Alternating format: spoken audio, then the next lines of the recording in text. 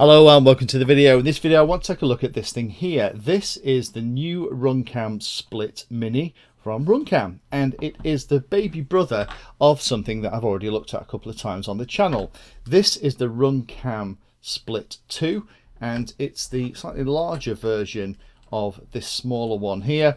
This one did a video a couple of weeks ago, so you can go and have a look at it down here.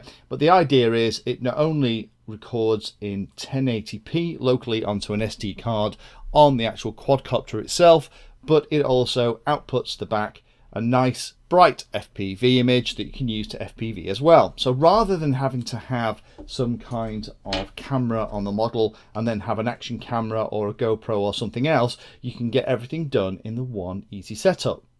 Now, this later version is an awful lot smaller than the original one, and what I'd like to do in this video is first of all go through the specs, talk about what you get in the box. The setup with this is slightly different. Looks like we've lost the Wi-Fi connectivity, but there are some cool options to connect this and control it from Betaflight, CleanFlight and others as well. Then let's connect it up to an FPV system. I'll do a quick test, see if I can measure the latency, and then let's put it on a craft and take it out and give it a quick whiz, see what it's actually like outside. So the first thing to do is talk about the actual specs, and the specs, when you look at them, are very similar to all of the other split cameras that RunCam have done. So for example, it's 1080p, 60 frames per second HD recording, has the wonderful RunCam wide dynamic range, which, as you know, I'm a big fan of, because that means that you get fantastic detail in the shadows, not just in the really bright areas as well. This one's only about 15 grams and has a huge wide voltage range. This thing will accept 5 to 17 volts. So if you have a 5 volt regulator, you can run it from that. 12 volts will be happy. A 2S, 3S or 4S battery can run this thing directly. So that makes wiring it up a piece of cake. In the literature on the RunCam website, you can absolutely see what this is primarily designed for, to put on top of the little 20mm stacks that form the heart of an awful lot of the mini race quads and acro flyers that are available on the market today.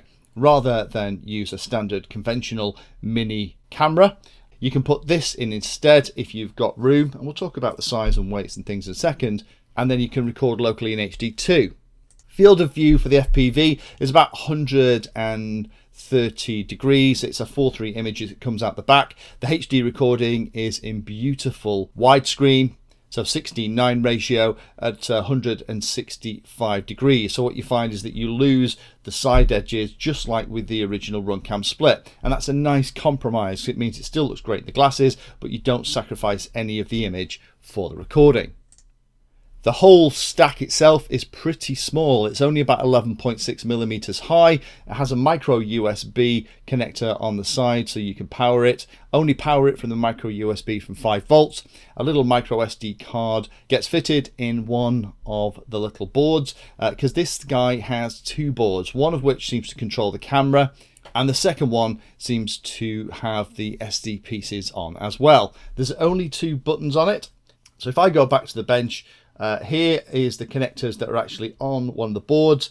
So we have our voltage in, ground and video out, and then receive and transmit there to actually connect up to Betaflight or CleanFlight to control this thing using the latest version with the camera mode stuff. So it's very, very easy to set up. There's a couple of other things that come in the pack. So you have a ton of mounting hardware. I'm going to have to put this stack together. It actually just pushes together like that, and you have the connectors that push everything together, and it's a similar kind of connector for the camera as well. So if to use this, I'm going to have to put all of the spacers and actually build this little thing out, because otherwise there's a chance that things will pop off. And that's why there are a couple of additional little brackets in the kit, one of which is to go over the top of the connector of the ribbon cable for the camera, because the way the camera connects in just pulls out. So the idea is this little piece goes over the top of the camera connector when you screw it all together, and make sure that that doesn't happen. And then you also have another piece that goes over the bottom when you build the stack out, and that's there to make sure that the SD card isn't ejected in the event of a problem. It also provides a little bit of foam over the top of the microphone that's part of the kit as well. For the cables, you get a standard kind of 3-pin cable. You also get a standard Fat Shark style connector. Of course, we're going to have to wire that into the unit, and I'll have to warm up the soldering iron and do that in a sec. You also get another cable that's a USB cable that'll fit into the USB adapter. One side of it is there for the +5 volts and the ground supply. The other side is there for the signal out and the ground. Now, the challenge with that is that this isn't really the recommended way to do it. I would always recommend following the manual. And the manual is really good. It goes through all of the settings. There has some fantastic wiring diagrams and has everything you need to know to set it up. Not only for the initial setup, but also to do everything in that clean flight, Betaflight stuff. So let me very quickly build this little guy out. Let me solder this connector on so I can power it, and then let's have a play and see how it actually performs. So here it is all put together. You get lots of different hardware with this, both plastic and little brass standoffs, and I have used the brass standoffs here to put it all together, and it feels much sturdier now with those additional metal pieces holding both the cable from the camera and also the SD card in place underneath. I've also wired in that little connector, so now we can plug it into a power supply and see how it actually performs. So let's go and do that now. So here we're using the screen from my Fat Shark transformers, and we're looking at the RunCam box. I've got it powered from a 5-volt supply using an immersion RC video transmitter. Now you have to be a little bit careful here. This thing pulls 650 milliamps. That's quite a lot more than a standard camera, so you are going to have to make sure that whatever you plug it into is going to be able to cope with that.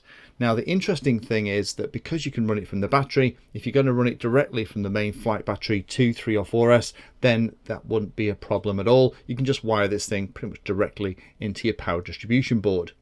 Now the two buttons on the side, one of them powers it on, and that one is also then, if you brief press, will start and stop recording. When it's recording, the blue light will flash, and the other one will then take it through the different modes and also will take you into the menu. And when you're in the menu, you get this nice little orange LED on as well. Navigation is through the power button, and then pressing the other button will actually let you record everything. So you can see I've got mine set to the maximum settings here, 1080p, 60 frames a second. We've got wide dynamic range turned on. Of course, I'd always recommend with the RunCam camera, turn it on. It works really well. And there are lots of other options in here about the power frequency, depending on whether you're running on a 50 or 60 hertz supply. So if you're recording indoors with fluorescent lighting, you don't get the awful kind of fading effect sometimes as the power cycles through the lights. There are a couple of other cool things in here as well. I've set mine so that it will automatically record as soon as I plug the power in. I think that's the best way to do it in my humble opinion. As soon as I plug the machine in, I want to be ready to rock and roll and to go out and fly.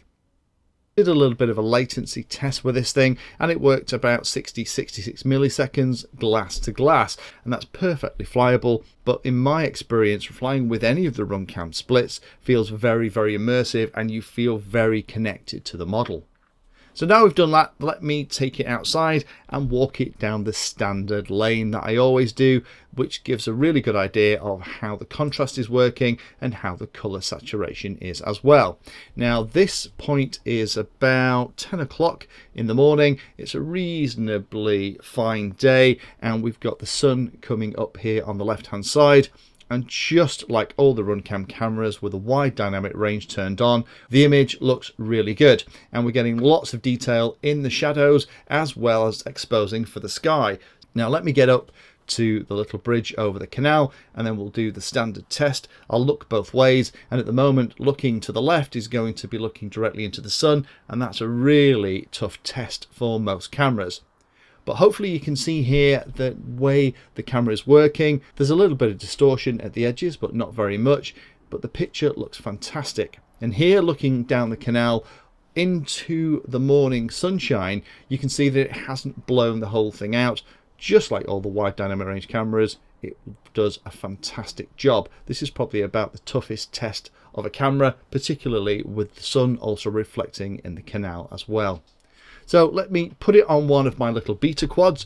apologies in advance for the way this quad flies. This is one of the very first quads I ever built. Simon K ESE still, 1806 motors running 6-inch props. Do you remember when we used to build them like that? Anyway, it's got tons and tons of room on it, so I can actually pop this thing on top and I can take it up and give it a quick fly.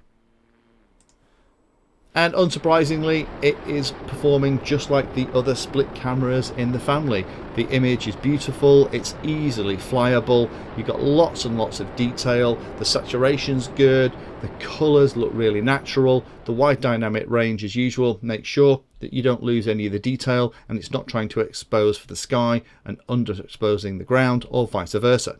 So it looks like we've got an option for the builds where we are really tight for space, where there is a 20mm flight controller, maybe it's an indoor or a really compact quad. You want the ability to record locally on the device in 1080p because there isn't enough room for an action camera.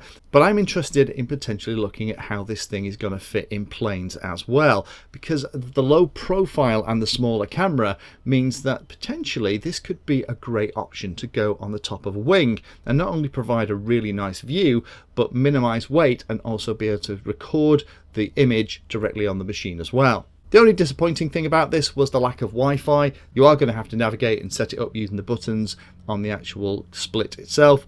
That is a little bit tricky the first couple of times you do it, but once you've done it a couple of times it becomes relatively intuitive, and to be honest, once you've got it set up the way you like it, you're not really going to be playing with those too much either.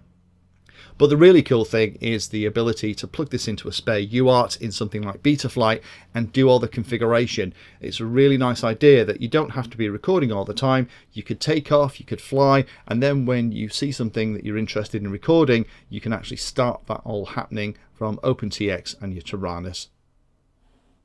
If you found that video useful or like the content, then please hit the like and subscribe button down below. If you want to go the extra step, you can become a Patreon of the Painless 360 channel and help provide support for what I do here. All the videos created here are put into playlists, so if you're interested in a particular topic, have a look at the playlist, and they all are organised in there to make them easier to use.